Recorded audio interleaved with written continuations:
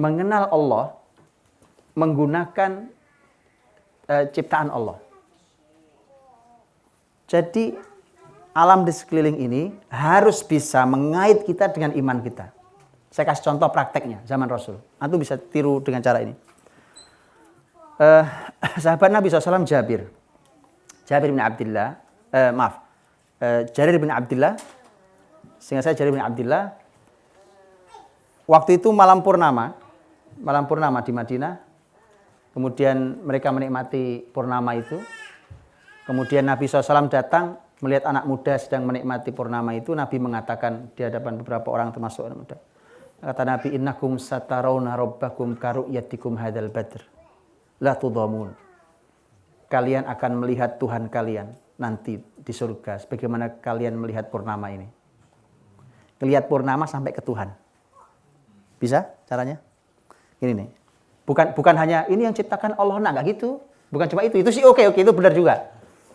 Paham ya? Nih saya kasih contoh lain. Saya sering kasih contoh dengan surat Qaf. Nanti kalau Bapak Ibu buka surat Qaf, di awal-awal surat Qaf, Al-Qur'anil Majid dan seterusnya sampai nanti pada ayat tentang masalah hujan. Lihat ayatnya, hujan.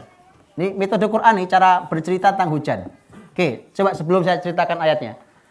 Dulu kita belajar di sekolah tentang hujan di pelajaran apa? IPA ya? Isinya apa? Gini, coba isinya apa? Penguapan, terus awan, tiup angin, hujan. Habis itu ngapain? Nilai 100. Lihat cara Quran ngajar tentang hujan. Ini cuma satu ayat loh.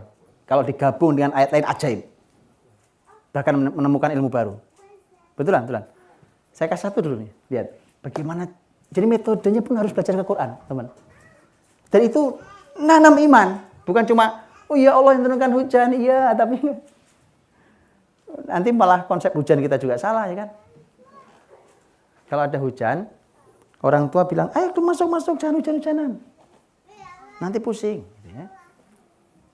Itu kasihan, Bu. Lihat, Allah berfirman. Surat Qaf ya, nanti buka ya. Lihat, 1.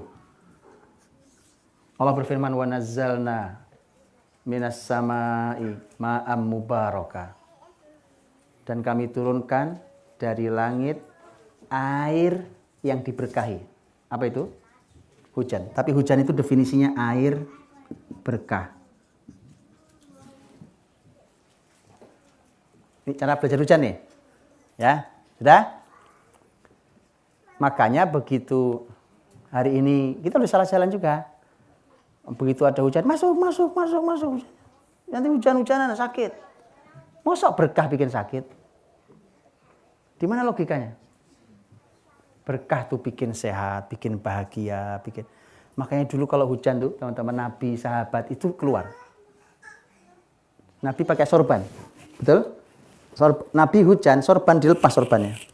Lepas. Nah, sahabat nanya, "Ya Rasulullah, kau lepas sorbanmu, kenapa?" Kata Nabi, "Innahu haditsu ahdin bi rabbih." Baru saja dia turun dari Tuhannya. Itu bahasa Rasulullah SAW. Ya kan? Sahabat-sahabat itu sampai kalau hujan itu mengeluarkan barang-barang yang aman dari air itu dikeluarkan supaya apa? Tertimpa air hujan. Kenapa? Barokah. Supaya dapat barokah barang-barang yang kita punya di rumah. Dicuci pakai hujan. Oke. Kalau kemarin saya ngaji di SK tentang fungsi air hujan, itu ajaib lagi.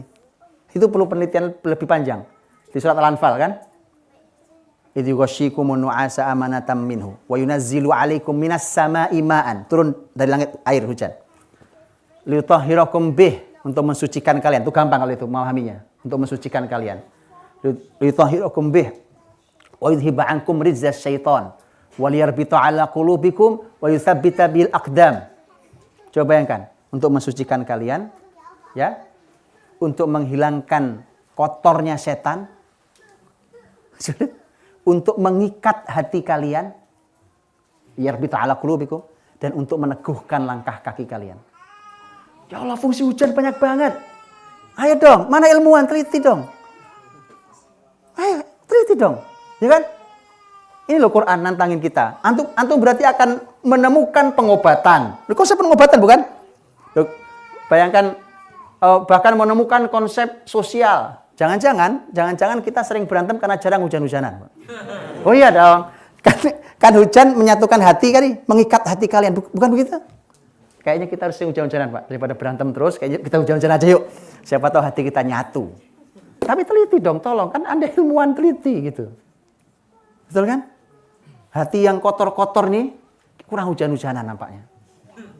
Karena Allah hilangkan najisnya setan itu dari hati kalian. Langkah kaki yang mantap itu, walaupun dalam tafsirnya nanti ada pembahasan tentang letak pasukan Nabi. Tapi ayatnya umum, mengatakan bahwa meneguhkan langkah kaki kalian. Ya, jadi kalau hujan tuh kalau antum bahas, hujan dalam Quran ajaib isinya. Ya, banyak hal. Tapi saya mau bicara yang ini dulu ya.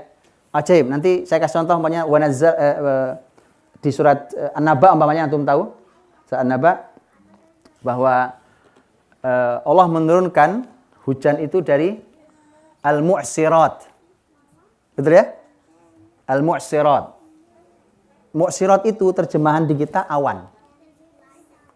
Padahal dalam bahasa Arab mu'sirat bukan awan. Awan itu bahasa Arabnya sahab. Ada di ayat yang lain, sahab. Itu awan. Mu'sirat antum tahu? Mu'sirat itu alat mu'sir, asir, tahu asir? Asir itu jus. Jus, asir. Jus mangga, jus asir. Mu'sir itu alatnya. Juicernya. Iya.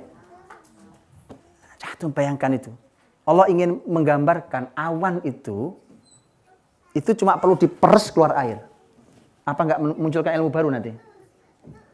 Ya kan? Apa enggak muncul ilmu baru? Betul? Kan sekarang ada rekayasa hujan, banyak kalau ada awan apa mau rekayasa ditaburi apa itu? Garam apa segala macam. Allah ingin menyampaikan mu'sirat. Wa anzalna minal mu'sirati ma'an sajjaja. Gitu ya? Itu PR antum semuanya, ilmuwan. Tapi lihat cara Allah menjelaskan di satu ayat saja, di tiga ayat saja tentang hujan. Pertama air berkah. Turunkan air berkah dari langit, ma'am mubarakah. Terus habis itu ayatnya apa bunyinya? Fa'ambatna bihi jannati wa habbal hasid. Ya? Nanti bicara fungsi. Wan nakhla basiqatil laha tal'un nadid. Bicara tentang fungsi. Fungsinya menumbuhkan pohon-pohonan, menumbuhkan ini segala macam ya, menumbuhkan termasuk pohon korma dengan mayangnya yang menjulang dan seterusnya. Ya, ini fungsi atau manfaat.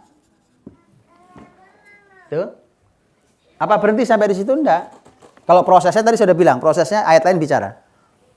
Apa berhenti di situ? Tidak berhenti di situ. Kalimatnya nanti adalah rizqan lil ibad. Ini rezeki bagi hamba. Kalau disebut rezeki berarti kenikmatan buat kita dan itu mestinya melahirkan syukur. Jadi di sini ada sentuhan roh, sentuhan jiwa, yang sentuhan jiwa itu menghadirkan syukur. Karena dia sebagai nikmat. Berhenti? Tidak berhenti. Rizqan lil ibad. Wa ahyayna bihi baldatan maita. Dan kami hidupkan bumi setelah matinya. Masuk ke fungsi lagi tapi lebih besar lagi. Bumi mati, tanah itu mati, dihujani tumbuh dia. Wa hina bihi baldatan maita. Yang keempat, kadzalikal khuruj. Begitulah kebangkitan kalian nanti. Antum lihat, bicara hujan loh teman-teman, ujungnya kebangkitan. Ngerti? Gimana? Kurikulum itu nggak ada di kita kurikulum itu. Gitu. Kalau bicara sama anak-anak begitu, teman-teman. Ngelihat hujan, ini cara bertuturnya. Tadi boleh juga, ini penguapan, nguap awan, boleh juga nggak apa-apa. Itu kan, ya kan? Kenapa antum tidak? Ya dong, Quran dong, ayo dong. Ini loh metode Qurani asli yang telah membentuk generasi luar biasa terbaik yang ada di muka bumi ini. Ini loh. Ya. Ini cuma contoh. Dengan itu maka betul tadi Al-Ghazali mengatakan mengenalkan Allah dengan ciptaan Allah, ini cara mengenalkannya begini. Qur'ani metodenya.